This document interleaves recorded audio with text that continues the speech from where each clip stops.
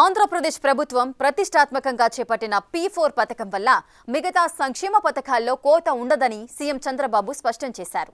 అలాగే ఏపీలో ప్రతి నీటి చుక్కని సద్వినియోగం చేసుకోవాలని సీఎం సూచించారు. భూ సమస్యల పరిష్కారానికి రెవెన్యూ శాఖ తీసుకుంటున్న చర్యలపై సీఎం అసంతృప్తి వ్యక్తం చేశారు. మొత్తంగా ఈ వారం ముఖ్యమంత్రి చంద్రబాబు తీసుకున్న కీలక నిర్ణయాలేంటి, మొదలుపెట్టిన కొత్త కార్యక్రమాలేంటి?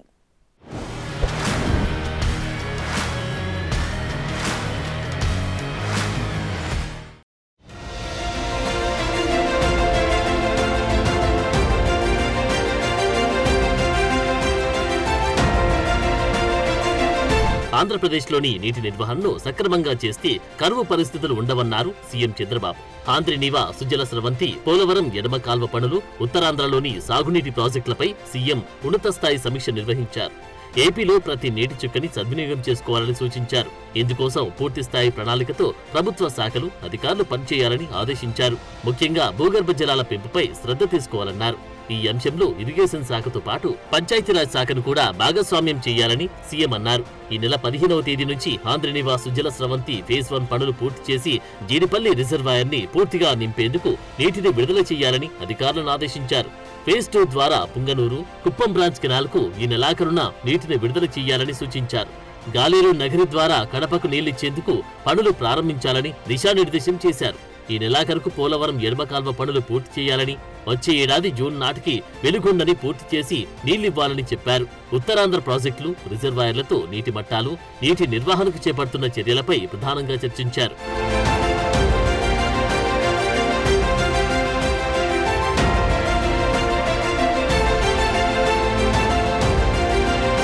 ఉండవల్లిలోని క్యాంప్ ఆఫీసులో సీఎం చంద్రబాబు అధ్యక్షతన 50వ CRDA అథారిటీ సమావేశం జరిగింది.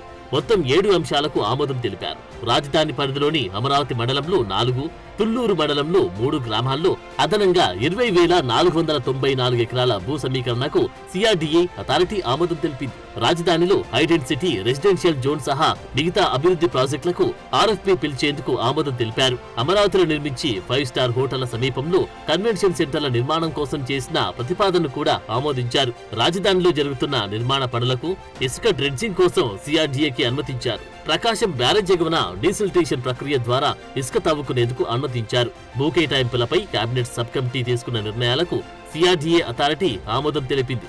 CBI, zoological survey of India, Gopichand badminton academy, MSK Prasad cricket academy, KIMS సహా 16 సంస్థలకు 65 ఎకరాల మేర భూ కేటాయింపులకు ఆమోదం తెలిపారు. రాజధానిలోని ఈ 15 రహదారిపై 6 లేన్ల ROB నిర్మాణానికి CRDA అథారిటీ ఆమోదం తెలిపింది.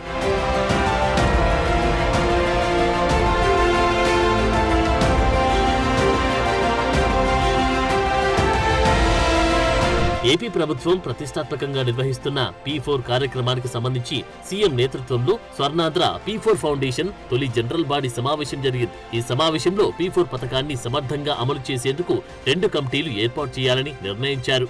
P4 అమలు, పర్యవేక్షణ కోసం జిల్లా, నియోజకవర్గ స్థాయి చాప్టర్లు ఏర్పాటు చేయాలని సీఎం చంద్రబాబు ఆదేశాలు జారీ చేశారు. కమిటీల్లో ఇన్ఛార్జ్ మంత్రులు, ఎంపీలు, ప్రజాప్రతినిధులు, అధికారులు సభ్యులుగా ఉంటారన్నారు. P4 అమల్లో బాపట్ల జిల్లా మొదటి స్థానంలో ఉందన్నారు. వచ్చే ఆగస్టు 15 నాటికి 15 లక్షల బంగారు కుటుంబాలు, 1,00,000 మంది మార్గదర్శులను గుర్తించాలని నేతలకు, అధికారులకు సూచించారు. P4 వల్ల సంక్షేమ పథకాల్లో కోత ఉండదని, ఇది సంక్షేమానికి అవసరమని సీఎం స్పష్టం చేశారు. P4 పథకంపై ప్రజల్లో ఉన్న అపోహలను తొలగించాలన్నారు.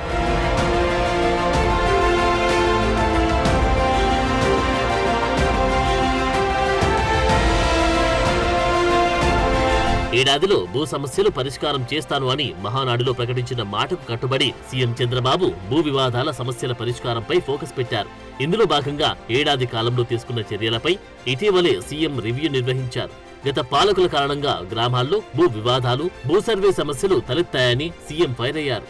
భూ వివాదాల పరిష్కారంపై ఇప్పటికే పలుమార్లు మంత్రివర్గంలో చర్చించారు. అయితే భూ సమస్యల పరిష్కారం కోసం రెవెన్యూ శాఖ తీసుకుంటున్న చర్యలపై సీఎం అసంతృప్తి వ్యక్తం చేశారు. రెవెన్యూ శాఖలో భారీ స్థాయిలో మార్పులు జరిగితే తప్ప ఫలితాలు ఉండవని దానిపై దృష్టి సారించారు. తహసీల్దార్ కార్యాలయాల్లో వేల సంఖ్యలో ఆర్జీలు పేరుకుపోవడంపైన ముఖ్యమంత్రి ఆగ్రహం వ్యక్తం చేశారు. రెవెన్యూ సేవలను మరింత సులభతరం చేసేందుకు విస్తృతంగా టెక్నాలజీ వాడకంపైన దృష్టి సారించనుంది.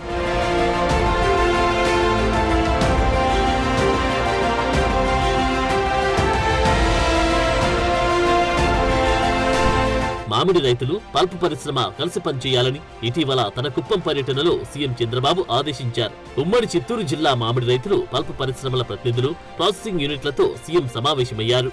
రైతుల నుంచి తక్షణమే మామిడి కొనుగోలు చేసి వారిని ఆదుకోవాలని ప్రాసెసింగ్, పల్ప్ పరిశ్రమలను ఆదేశించారు. మామిడి రైతులకు భవిష్యత్తులో ఎలాంటి సమస్య లేకుండా ప్రభుత్వం వైపు నుంచి కార్యాచరణ చేపడతామని సీఎం హామీ ఇచ్చారు.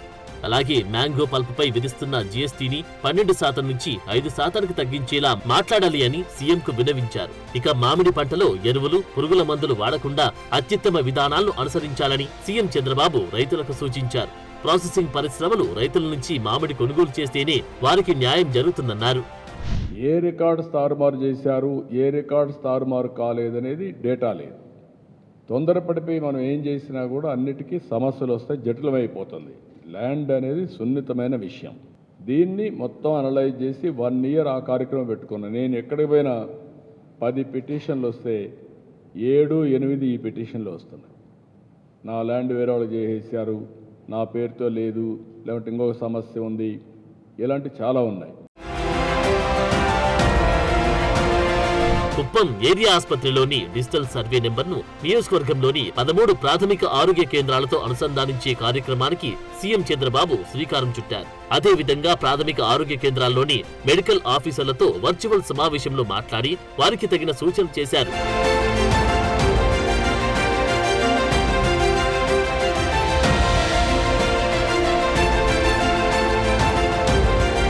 కుప్పం అసెంబ్లీ నియోజకవర్గంలో జరిగిన సుపరిపాలనలో తొలి అడుగు కార్యక్రమంలో భాగంగా సీఎం చంద్రబాబు తిమ్మరాజుపల్లిలో ఇంటింటి ప్రచారం నిర్వహించారు. 4 గంటల పాటు ప్రజలను నేరుగా కలిసి వారితో మాట్లాడారు.